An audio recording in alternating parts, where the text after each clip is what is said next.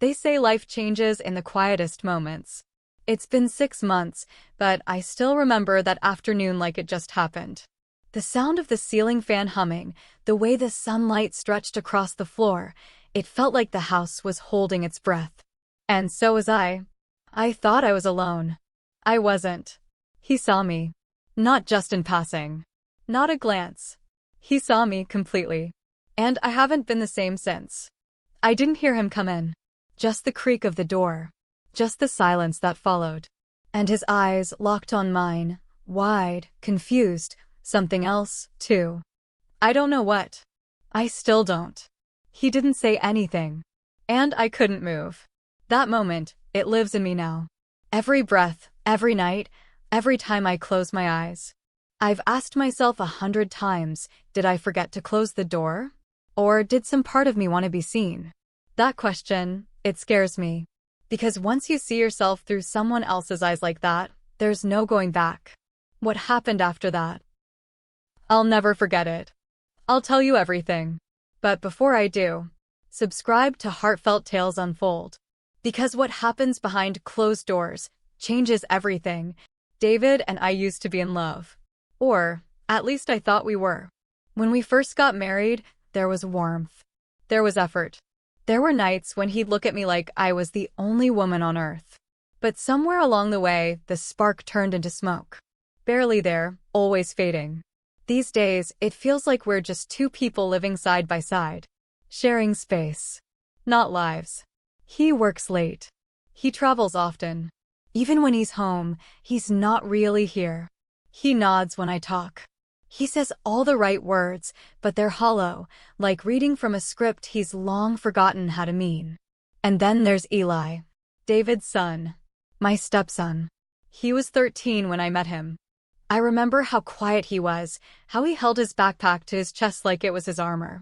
His mother had just passed. Cancer. Quick and cruel. And even back then, he had this heaviness in his eyes, like he'd seen too much for someone his age. Now he's 18. Taller than his father. Voice deeper. Still quiet, still guarded.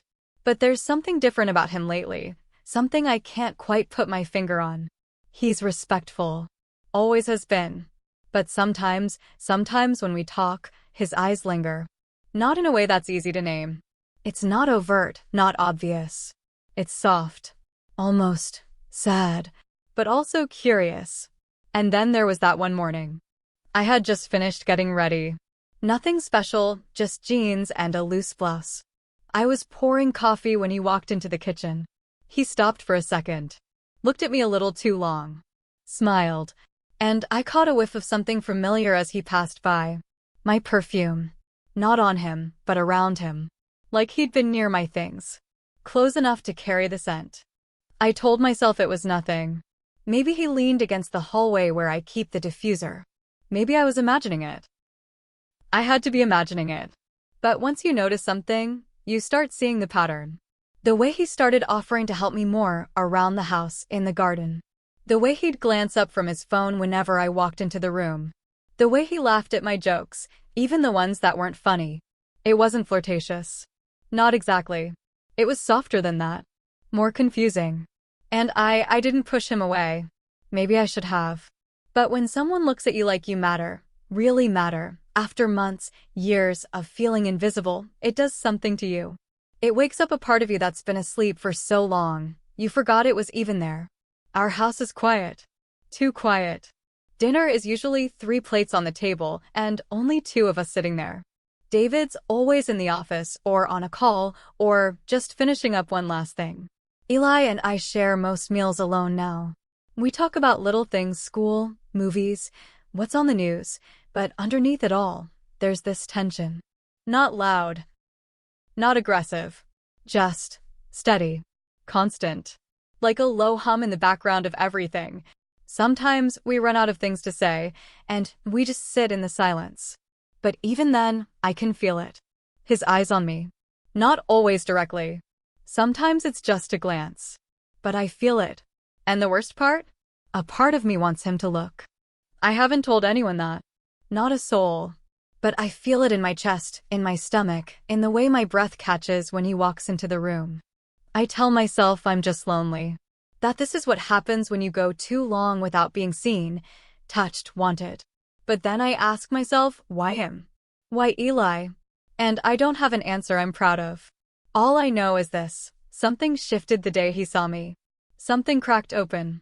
And ever since, I haven't been able to close it. It was raining that day. One of those thick, heavy storms that makes the whole world feel smaller. The kind of rain that hushes everything else, muffling the sounds of life outside the windows. David was out of town, again. Some conference or client dinner, I can't even remember now. He barely said goodbye when he left that morning, just a peck on the cheek, a rushed, "Take care," as he grabbed his laptop bag and disappeared through the front door. I didn't expect anyone else home. Eli usually went out with friends on Saturdays or holed up in his room with his headphones on, lost in his own world. The house was quiet, still, and I felt hollow. I had done the laundry, tidied up the kitchen, poured myself a glass of wine a little earlier than I should have. And then I just stood there, staring out the window, watching the rain slide down the glass in slow, lazy streaks. The ache inside me wasn't sharp. It was dull. A slow, creeping emptiness. Like something I couldn't name was missing, and had been missing for a long, long time. I went upstairs. Not for any particular reason. I just needed space. Needed to feel something. I closed the bedroom door behind me, or thought I did. I remember the soft click, but maybe it didn't latch. Maybe I was careless. Or maybe I wanted to believe I was alone so badly, I ignored what I knew deep down. I sat on the edge of the bed for a long time. Just breathing. Staring at the floor. My fingers moved without thinking. My mind wandered. I didn't light candles. I didn't put on music. It wasn't some grand fantasy or sultry escape. It was raw. Quiet. Desperate. I let my hands trace over my skin like they hadn't in years. Not out of lust, but out of longing. Out of a need to remember that I could still feel. That I hadn't disappeared entirely. For a few brief moments, I let go. I let myself imagine something warmer. Eyes that saw me. Fingers that didn't rush. A presence that didn't feel like an afterthought. And then, I felt it. That presence. Not imagined. Real. I turned my head slowly, breath caught in my throat, and there he was. Eli. Frozen in the doorway. He didn't flinch. Didn't look away. And God. I didn't cover myself fast enough. I was too stunned. Too paralyzed. It felt like an entire lifetime passed in those 3 seconds. His eyes were wide, but not shocked. Not horrified. They held something else. Something I still don't have words for. I sat up, heart pounding in my ears, mouth dry, throat tight. But before I could say a word, he turned. And walked away. Not fast. Not in a panic. Just turned and left. No slam of the door. No footsteps pounding down the hall. Just that thick silence settling in again.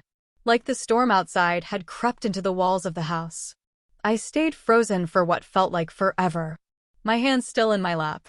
My breath shallow. My mind racing, trying to convince myself I'd imagined it. That it didn't happen.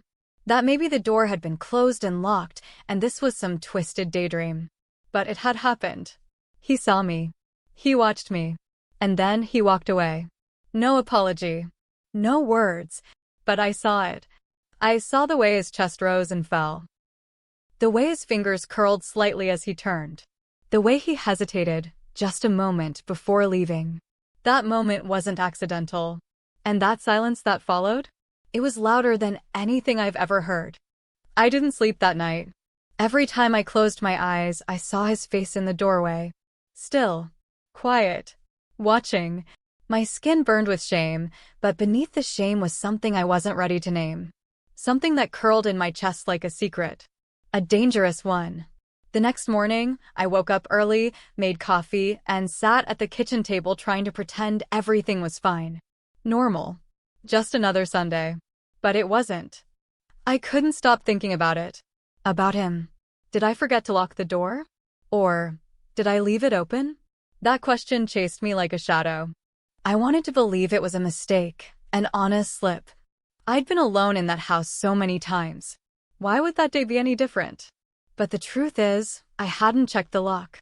I hadn't thought to. And the more I sat with that, the more it gnawed at me. I avoided him for days. Every time I heard his footsteps, I'd duck into another room or pretend to be busy. I couldn't look at him without my heart racing, without my stomach twisting in knots.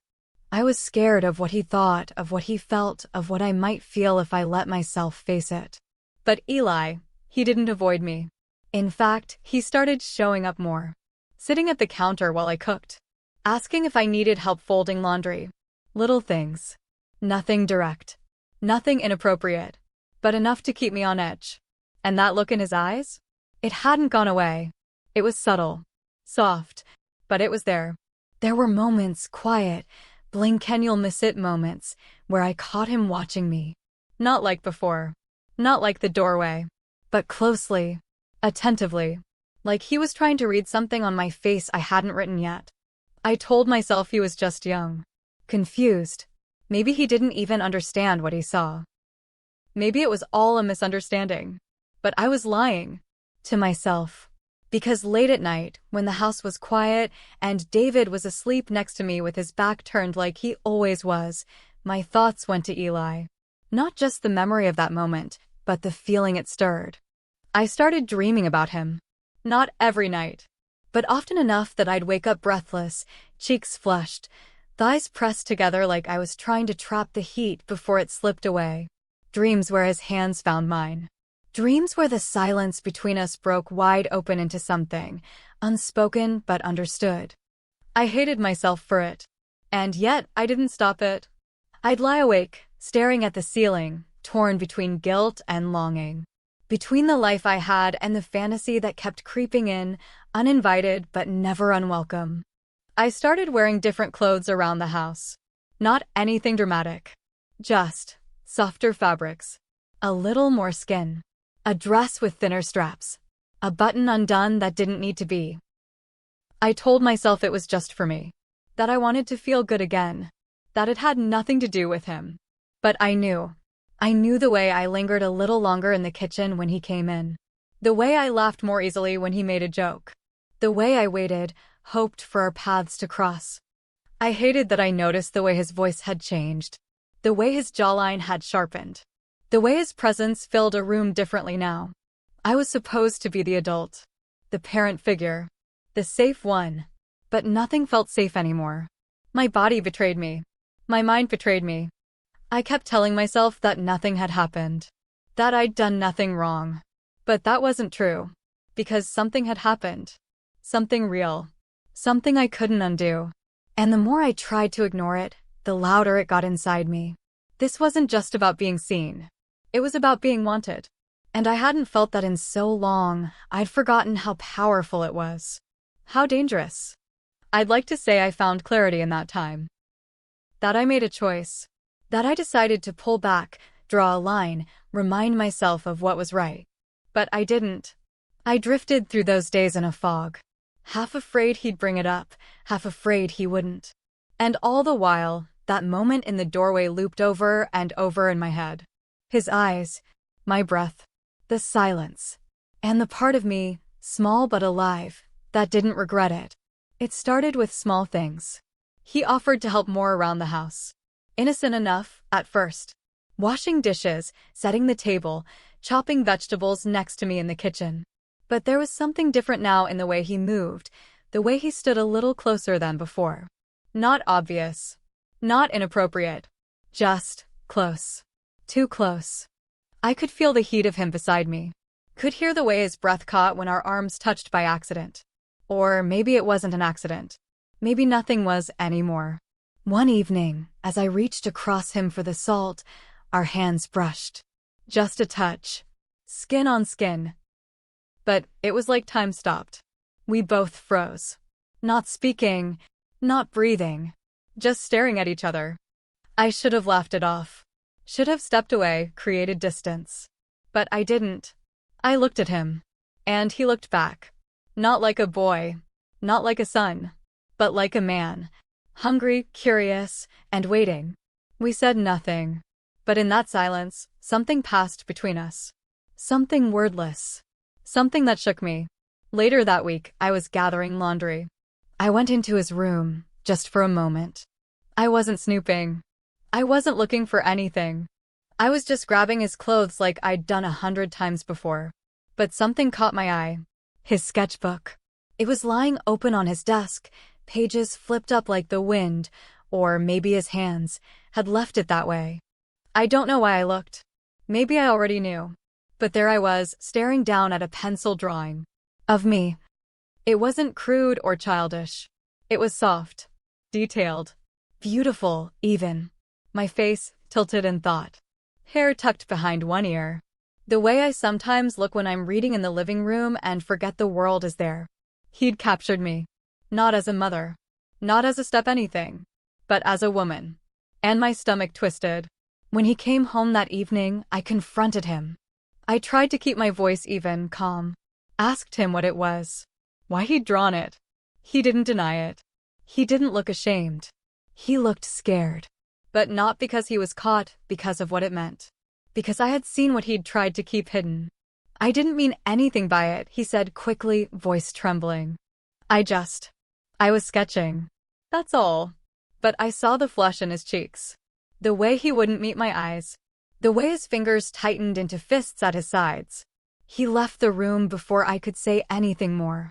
And I stood there, alone, holding the weight of that sketchbook like it might burn a hole through my hands. That night, I couldn't sleep. Again. I lay in the dark, eyes open, heart pounding, mind racing. Every part of me alive and raw in ways I didn't know how to name anymore. Then came the knock. Soft. Hesitant. I knew it was him. I don't know what possessed me to open the door. Maybe I wanted to tell him to stop. Maybe I wanted to ask why. Maybe I just wanted to see his face and remind myself that this was real. He stepped inside. He didn't get too close. He stood by the door, hands in his pockets, eyes on the floor. I'm sorry, he said quietly. I shouldn't have drawn you. I shouldn't have. He stopped. I waited. Then he looked at me. And what he said next, I'll never forget it. I didn't mean to, but I can't forget what I saw. His voice was barely above a whisper, like it hurt to say it out loud. I couldn't breathe. I wanted to scream. I wanted to run. I wanted to cry and yell and tell him to leave, to forget, to erase it all. But instead, I stayed. I stood there, in my nightgown, in the quiet, looking into the eyes of someone who had seen me more clearly than anyone had in years. And I didn't move. Not forward. Not away. Just stayed. Because something in me had already crossed a line. Even if nothing had happened yet, something had changed. And deep down, I knew this wasn't the end. It was only the beginning. The rain had been coming down since early evening. One of those restless storms that never settles. The kind that taps against the windows like it's trying to get in, like it knows something's about to happen. David was gone again. Another late flight. Another business trip. I didn't ask where. I didn't care anymore. I just nodded, kissed his cheek, and watched the door close behind him. I stayed downstairs that night. The house was quiet, but not peaceful. It felt like the air was holding its breath. I was standing at the kitchen sink, staring into nothing, hands wrapped around a warm mug I wasn't even drinking from. The only sound was the rain. Then I heard him. Eli. I didn't turn at first. I knew it was him. I knew the sound of his footsteps, so careful, like he never wanted to disturb the world around him. He stepped into the room and stopped. I could feel his presence behind me. Silence. I waited. Then, softly, he said, I think I should move out. My heart dropped. Just like that. No build-up. No warning. Just those 6 words. I turned around, finally, and looked at him. His eyes were serious. Tired. There was something heavy in them, like he'd been carrying the weight of everything he hadn't said. I can't stay here, he whispered. It's not right. I stepped forward, slowly, not thinking, just feeling. Please don't, I said, my voice shaking. Don't leave. He looked at me like he didn't understand. Or maybe he did, and that's what scared him. We stood there, barely a breath apart. The storm outside growing louder, wilder, like it was echoing what was happening inside me. Then I did something I didn't plan. I reached for him. I touched his arm. Just gently. And he stepped into me. We hugged. But it wasn't just a hug. It was something else. It lasted too long. Our bodies fit too easily. My face pressed against his chest, and I could feel the way his heart raced. I knew I should pull away. I knew it. But I didn't. And when I finally tried, when I shifted to step back, he didn't let go. His hands stayed on my waist. Mine stayed on his chest. And our faces were suddenly, somehow, just inches apart. He looked at me. And I looked at him. Neither of us moved. Neither of us needed to. Because in that suspended second, the line we weren't supposed to cross had already blurred into nothing. Maybe it was just a kiss. Soft. Breathless. A whisper of one. Maybe it was more. I'm not going to say. Not because I'm protecting him, or myself, but because I'm not sure I can explain it. Not with words. Not with rules. Not with labels. All I know is what I felt. And what I felt was alive. In that moment, nothing else existed. Not guilt. Not marriage. Not right or wrong or what the world would say if they knew. Just heat. Silence. And us. We didn't speak after. We didn't need to. He left the kitchen without a word. And I stayed, standing there in the dark, heart-pounding, skin-tingling, mind a mess. Something had happened. Something real. And there was no undoing it. After that night, the silence came back. But it wasn't the same as before. It was thicker now. Sharper. Like glass between us, see-through but dangerous to touch. Eli and I stopped speaking. We didn't have to say it out loud. We both knew we'd crossed something we couldn't uncross. Whatever boundary we pretended existed had vanished the moment we didn't step away. He started avoiding me. Didn't come to the kitchen when I cooked. Didn't sit at the table when dinner was ready. Some nights he skipped meals altogether. I'd hear the door to his room shut, quiet and final. And me? I became a ghost in my own home. I moved through the rooms like I was walking underwater, slower, heavier, unsure if I was floating or drowning. I forgot to answer emails. Burned toast more than once. Left laundry in the machine until it smelled of mildew. My hands were busy, but my mind was somewhere else entirely. David came home a few days later. The moment he stepped in, I could feel his eyes on me. Studying me. Not in the way a husband studies his wife out of affection, but in that distant way you look at a picture you know is crooked, but can't quite figure out why. He hugged me like always. Light, perfunctory, absent. But something in his expression lingered. A hesitation. A question he hadn't figured out how to ask. I told him I was just tired. Long week. Didn't feel like myself. And that part was true. I didn't feel like myself. Because I wasn't. I was something else now. Something split down the middle. Something I didn't recognize. One evening, I was upstairs folding towels when I heard David call my name from Eli's room. My heart stopped. I walked in, keeping my breath steady, forcing calm into my voice. He held up the sketchbook. That sketchbook. The one I should have hidden, destroyed, anything. He flipped it open, held the page up. My face. His shading. His detail. Every stroke familiar. Did Eli draw this? He asked, a little confused, but not yet suspicious. My mouth opened before I even thought. No, I said. It's mine. He blinked. You. Yeah. I used to sketch. Just felt like trying again. The lie came out smooth. Easy. Too easy. He stared at the page again. Nodded slowly. It's really good, he said. Didn't know you had that kind of talent. I smiled. Small. Hollow. He left the room, still holding the book, flipping through the pages. And I stood there, heart hammering against my ribs, the walls around me closing in. I looked into my husband's eyes, and I lied. Just like that. Clean. Straight-faced. Without a tremble. And that was the moment it hit me. Not what I'd done with Eli. Not what I'd allowed. Not even the fact that I couldn't stop thinking about it. But this. The lie. The ease of it. For the first time. I realized I'd become someone I never wanted to be.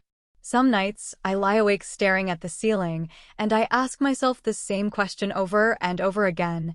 What have I done? And the truth is, I still don't know how to answer it. Because, yes, I miss that moment with Eli. God help me, I miss it. The electricity of it. The way the world fell away. The way, just for a second, I felt seen, truly, completely seen. It wasn't just about the physical. It was something deeper, something I hadn't felt in years. A sense of being alive in my own skin again. Of being more than a wife, more than a placeholder in someone else's routine. But at the same time, I feel sick when I think about it. Not just guilt. Something heavier. A weight that sits in my stomach and won't move. Like I've betrayed something sacred, not just my marriage, but my own sense of self. My own values. The woman I thought I was. The woman I used to be would have walked away. She would have drawn a clear line. She would have never entertained that moment, never leaned in, never lingered in the silence, never stayed. But that woman feels like a stranger now. And what scares me most is that I don't even know when she left. Sometimes I wonder if my marriage ever really fulfilled me. Or if I just convinced myself it did because it was easier than being alone. David was safe. He offered stability, structure. A house, a name. But not warmth. Not presence. Not passion. That faded so early, and I pretended I didn't notice. But I did. I noticed every birthday he forgot. Every night he stayed late. Every time I reached out, and he turned over in bed without touching me. So when Eli looked at me like I mattered, like I was a woman worth noticing, it cracked something open. And once that happened, there was no sealing it back shut. Eli left the house a few days after David found the sketch. Said he was staying with friends for a while, that he needed space. He didn't say much. Didn't look me in the eye when he packed his bag. I didn't try to stop him. I couldn't. There was too much unsaid between us. Too many stolen glances, half-buried thoughts, moments that we both wanted to believe didn't mean what they meant. After he left, the house felt even quieter than before. But not the peaceful kind of quiet. The kind that rings in your ears, like punishment. Like it's reminding you of everything you've lost and everything you never had. David asked if something was wrong. I told him I felt off. That I needed space. Time. A little distance from everything. I used vague words, soft ones, nothing that would set off alarms. Just enough to explain the way I'd been drifting, even if I didn't really know where I was drifting to. He nodded. He always nods. He didn't fight me on it. And that might have hurt most of all. No anger. No suspicion.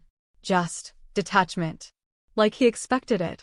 Like maybe part of him had been waiting for me to admit that something inside me had changed. And it has. I've changed. But I don't know into what. I keep hoping that space will clear my head. That time will make me forget. That Eli will fade back into being just my stepson. Just a boy in the hallway. Just a memory I can place neatly into a box and never open again. But it's not working. The dreams haven't stopped. And the worst part?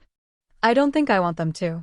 If you've ever been caught between loneliness and longing, if you've ever felt that ache in your chest that no one seems to notice, if you've ever stood at the edge of a decision that could ruin everything and still wondered what it would feel like to take just one step forward. Tell me, what did you do? Was it a moment of weakness? A slip? A stumble? Or was it something deeper? A truth you buried until it finally clawed its way to the surface? I want to hear from you.